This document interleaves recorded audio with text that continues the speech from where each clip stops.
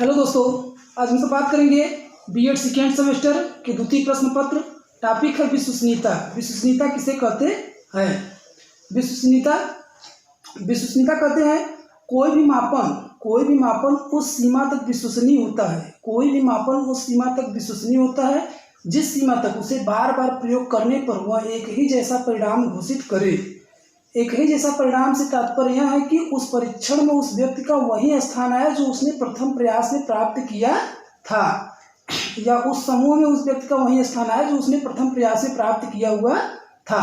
यही आपका क्या है? विश्वसनीयता। विश्वसनीयता 5 प्रकार का होता है। पहला पुनर्परीक्षण विधि होता है, दूसरा का आपका समान प्रारूप विधि होता है, तीसरा का अर्धविच्छेद विधि होता है, चौथा तर्कयुक्त विधि होता है, पांचवा क्या आता है? होपट विधि होता है। पहला में पढ़ेंगे पुनर्परीक्षण विधि।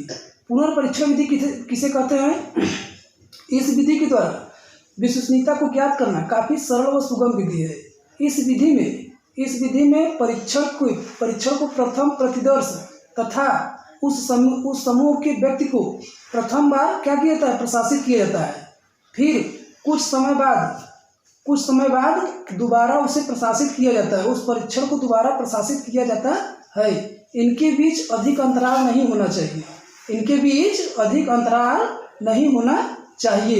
फिर इनके बीच क्या प्राप्त हो जाता है? वहाँ सहसंबंध स्थापित हो जाता है। जो उनके बीच वे सेट प्राप्त हो जाता है, इससे सहसंबंध स्थापित हो जाता है।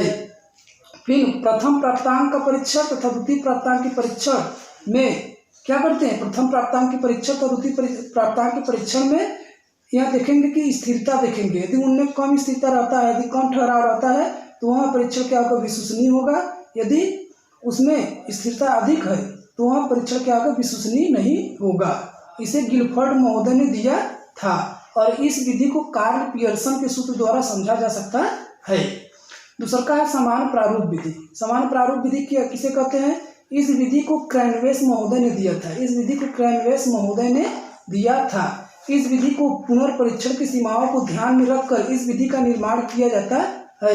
इस विधि में स्मृति अभ्यास परिपक्वता क्या है? स्मृति अभ्यास परिपक्वता विश्वसनीयता गुणांक को प्रभावित करने वाला कारक होते हैं। इसमें 2 तुल्य फार्मों का निर्माण किया जाता है। प्रथम तुल्य फार्म में व्यक्ति को प्रशासित किया जाता है।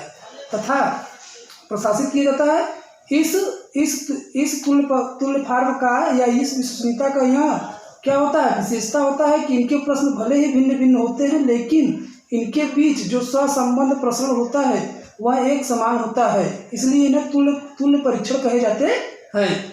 फिर तीसरा का आपका आता है अर्धविच्छेद विधि। इस विधि में दोनों विश्वसनीयताओं की सीमाओं को ध्यान में रखकर इस विधि का निर्माण किया जाता है। यह विधि दोनों विश्वसनीयताओं की सीमाओं को ध्यान में रखकर इस विधि का निर्माण किया जाता है।